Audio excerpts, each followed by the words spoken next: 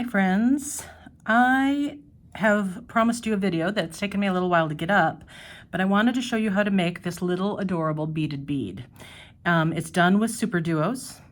I've also done it with melon beads. I'm sorry, not melon beads. They are crescent beads, but it makes something that looks like a little melon. And if you did them in orange, it would make a really cute pumpkin. So the same technique will apply to both of these beads.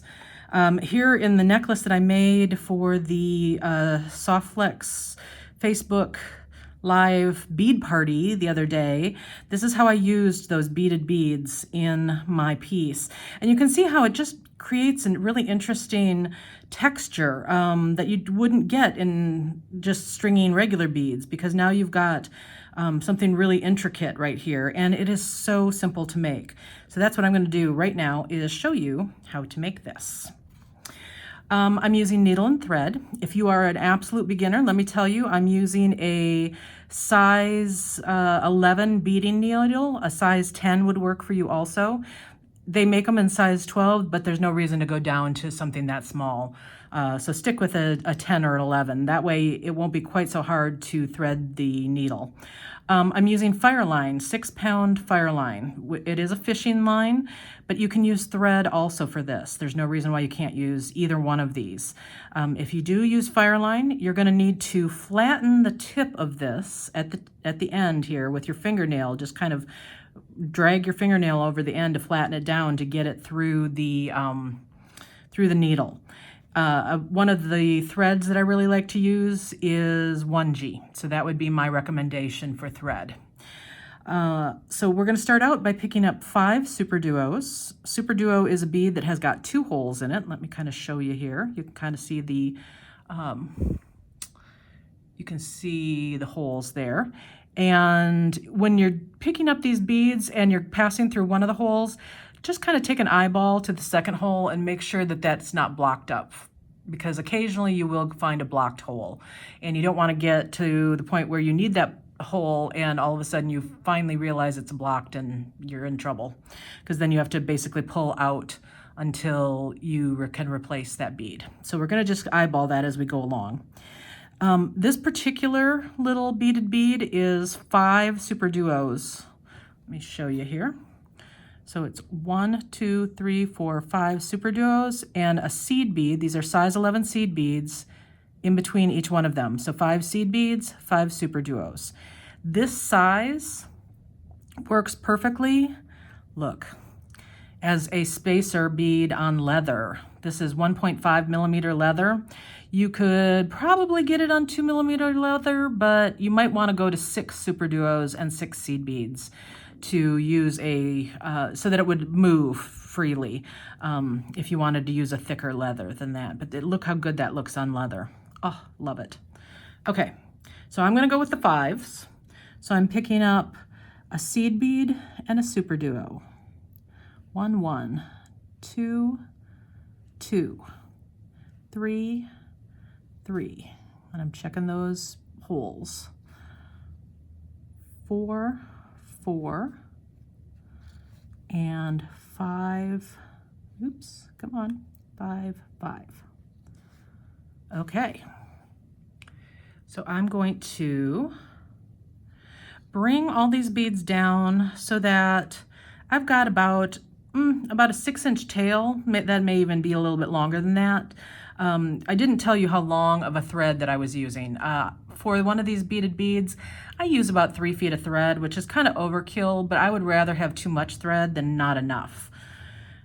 So I'm going to just leave a tail for us to weave back in later, and then I'm going to pass back from the tail end up through all of these beads again. Have to find my place on this screen because I've got this at the 2x zoomed in level on my phone, and I have a very small area to work with here. Okay, so I went through all of those again, but you'll notice I still don't have a circle. So we have to go past the first bead again to get a circle, and I'm just going to go through a couple beads to get my circle. It doesn't matter. Now when I tighten, you've got your tail thread coming out on this side, and you've got your working thread coming out here. we already have our first circle here. So I'm actually going to tie a little half hitch knot here to keep this nice and tight and secure. Notice how I'm kind of holding this tail thread in my hand to kind of give myself the ability to get it out of the way, but also hold some tension on it so I can pull against that. And then I'm going to just catch the threads between the seed bead and the SuperDuo. There's always going to be threads that are holding those two things together. So I'm just going to put my needle under the thread like that. I'm going to pull this down so that I have just a little small loop left. It's important that you make this a small loop before you pass through the loop to make the knot. If it's a big loop, you could end up in knot trouble. I have done it so many times. So in this case, I pull down so I've got a small loop, pass my needle through the loop. It does not matter whether you go front to back or back to front. And then I'm going to slowly tighten that on in. And as I'm tightening it, I'm making sure that that loop doesn't accidentally loop over the seed bead or over the SuperDuo. Because I want it all to hide right in between those two. And now that's knotted and nice and tight. So now we need to get to the other hole of the SuperDuo. So we are literally just going to pop up to the second hole of one of the SuperDuo you're nearest. And you might be able to guess that next we're going to put a seed bead between each one of these second holes out here. Now as you do this, you're going to, and you tighten, you're going to want to start tightening it so that it sits flat. Because I want to do a couple of these and show you what I'm talking about here. Seed bead, second hole, all the way around. Okay, now notice that if I just leave this all flat, there's all this thread showing here between the bead and the hole and the SuperDuo. That's because what it really naturally wants to do, and what we're trying to get it to do, is to fold in. So now when we fold in, now you've got this going on, and it's so much better. And we're going to continue adding the last two seed beads here because there's an open hole right there. And one more for the last open hole right there.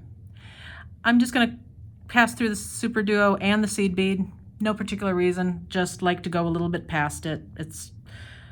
Now, if at this point your beaded bead, because you're there. I mean, all we have to do is end off this thread. But if it seems kind of loosey-goosey, this is your opportunity to tighten it. So at this point, let's just keep going around in a circle, and we're just going to reinforce this whole line. And as we reinforce, you're going to pull a little tighter. So you just kind of give it a little bit of a tug as you're going along. One of the things, again, I'm kind of assuming that some of you guys are going to be beginners. Notice how when I pull my thread, I put my finger over the bead area that I'm pulling through. That keeps me from kind of pulling everything out of my hands, basically, but it also helps tighten things down and make it nice and secure. So go around as many times as you need to feel like that's nice and secure and it's not super loosey-goosey. And then we're going to finish off this thread with that half hitch knot again. So I'm just going to pick a spot, doesn't matter where. I'm going to loop under the threads that are already holding those beads together. Pull down so I've got that little bitty loop. Pass through the loop. Tighten down slowly so that I don't cause myself any trouble. You can actually see I did cause myself a little bit of trouble. It's knotted out here instead of way down. So what I'm going to do to offset that, I could try to pick that knot out and bring it back down in here. But instead, this one doesn't have a lot of looseness to it. So I'm going to just go through a couple more beads. Maybe one or two more. To really hold the tension on this, what I can do, instead of tying my knot right here, I'm going to turn around right here, pull a U-turn, because my thread can sit right along this intersection right here with the two silver beads, and pull that U-turn and go in the other direction. Going in another direction will make a big difference. Same thing here. Let's go ahead and pull a U-turn again. This time that thread again can sit right in that intersection. And we'll go through a couple beads. And boom, that sucker is not going to get loose now. So I'm going to tie one more knot. My general rule of thumb is 2 to 3 knots. This particular beaded bead is pretty small, and so 2 will usually suffice you because you're going to have 2 on one side and 2 on the other. And then my last tip is that you do not want to cut off right next to the knot. We want to move 1 or 2 beads away. And now you can cut that off. You want to use, I'm actually using some fancy scissors today, but you want to use scissors that are specifically made for cutting FireLine. I have some in my online store at jillwisemandesigns.com that I like. You can also get like Berkeley Fishing Line official FireLine cutters. So the reason is FireLine is very difficult to cut. That's one of the things we like about it. It's really strong. You want to hold some tension on it while you cut it, and voila, like so. I still have this tail thread hanging out here, so all you have to do is thread that on the needle, tie a knot or 2, and cut it off, and you have got your very first beaded bead. So that's, oops, I'm way off camera, aren't I? It's very easy to make. You can make one in about 5 minutes. And they are great for earrings also because they're nice and small. This is the SuperDuo. They also make mini duos and that are a little bit smaller. So if you use a mini duo with a size 15 seed bead instead, you're going to get even something smaller and more dainty that would be even better for earrings. So I hope you enjoy making these and learning how to do bead weaving. So come join me. I have tons of bead weaving videos available at jillwisemandesigns.com. Actually, no, that's not where my videos are. My videos are on YouTube. Search Jill Wiseman and you'll find my channel. Jill Wiseman Designs is the channel. What I have on jillwisemandesigns.com is not only tons of beads and all the equipment that you need to do this, but also if you click the free patterns link on the left-hand side, it will take you to a page that has got tons and tons of free patterns available for you. So you might want to peruse those, and they all have videos. No, not all of them. Many of them have videos also. Happy beading!